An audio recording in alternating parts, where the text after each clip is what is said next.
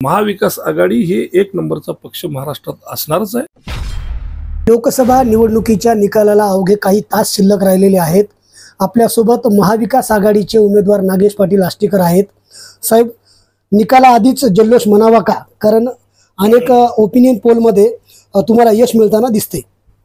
नाही, आनंदाची गोष्ट आहे। तर तुम्ही सांगताय तसं सर्वच ओपिनियन पोलने महाविकास आघाडीला झुकतं माप या महाराष्ट्रामध्ये दिलेलं आहे, दाखवलेलं आहे आणि ते वास्तव आहे। माझं असं मत आहे की जे काही ओपिनियन पोलमध्ये एक 2-3-4 सीटा जे कमी दाखवतात ते सुद्धा वाढतील आणि अतिशय 100% खात्रीने सांगू शकतो की महाविकास आघाडी हे एक नंबरचा पक्ष महाराष्ट्रात असणारच आहे। तो तर आता तुमचे ओपिनियन पोल सुद्धा दाखवत आहेत, पण तरीही आम्ही 35 पर्यंत नक्की जाईल याच्याबद्दल कुठलीच दुमत नाही।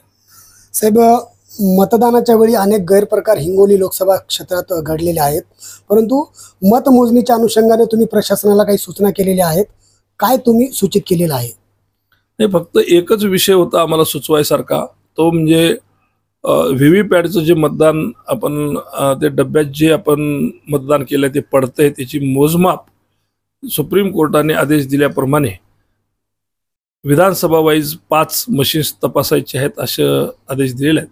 ते जर सायमल्टेनियसली तपासले असत्या, म्हणजे इकडं तुमचं ज्या आता जे कोणतं त्यांना बूथ तपासायचं असेल किंवा त्यांच्या ते निवडणूक निर्णय अधिकाराचा अधिकार आहे, त्यांनी जे काय सांगतील ते आमचं म्हणणं लास्टला ठेवण्यापेक्षा सोबत जर मोजले असते तर पारदर्शकता अजून वाढली असती आणि निकाल जाहीर किंवा राऊंड जाहीर करण्यामध्ये कुठल्याही प्रकारची अडचण आली नसती। पण जर समजा आत्ता जर आपण बघितलं तर फेऱ्या तर जाहीर करावं लागतात, मग फेऱ्या जाहीर करायच्या आणि पुन्हा लास्टला ते मोजल्याच्या नंतर जर काही तफावत असली तर मग ते पूर्ण प्रक्रिया पुन्हा करण्याच्या ऐवजी ती जर त्याच वेळेस जर केली असती तर बरी झाली असती, अशी सूचना आम्ही माननीय कलेक्टर साहेबाला केलेल्या आहेत। पण निवडणूक निर्णय अधिकारी जो म्हणजे इलेक्शन कमिशनच तो निर्णय द्यावा लागतो असं त्यांचं मत आहे। आम्ही त्यांना सुद्धा विनंती करतो आपल्या माध्यमातून की ते जर सायमल्टेनियसली जर मोजलं असतं तर पारदर्शकता चांगल्या प्रकारे भारत देशामध्ये गेली असती। तुमचं यश तर तुम्हाला दिसतंय, परंतु आता या क्षणाला महाविकास आघाडीच्या एकूण किती जागांवरती तुमचा विजय होतोय? मी सांगतो ना तुम्हाला की माझं असं मत आहे, मी जे काय महाराष्ट्रभर आम्ही माझं इलेक्शन झाल्याच्या नंतर आम्ही बऱ्यापैकी 3ऱ्या चरणात आणि 4थ्या चरणामध्ये फिरलो, तर असं वाटतं की आमच्या एक 48 पैकी आम्ही 35 पर्यंत तरी जायला पाहिजे महाविकास आघाडी, आणि निश्चित जाईल याच्याबद्दल दुमतही नाही आम्हाला काही।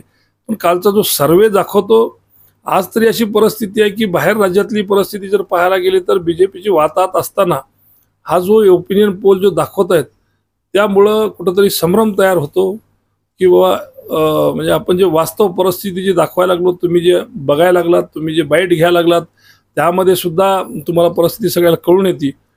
पण अजून कोणत्या दबावाखाली चॅनल्स आहेत आपल्याला काही कळत नाही, पण परिस्थिती वेगळी राहील असं माझं मत आहे। काही जरी झालं तरी यावेळेस देश विदेशातील प्रत्येक घडामोडींचे लाईव्ह अपडेट मिळवण्यासाठी आता साम टीव्हीच्या सर्व सोशल मीडिया प्लॅटफॉर्मला लाईक, फॉलो आणि सबस्क्राईब करा। तसंच सर्व नोटिफिकेशनसाठी बेल आयकॉन प्रेस करायला विसरू नका।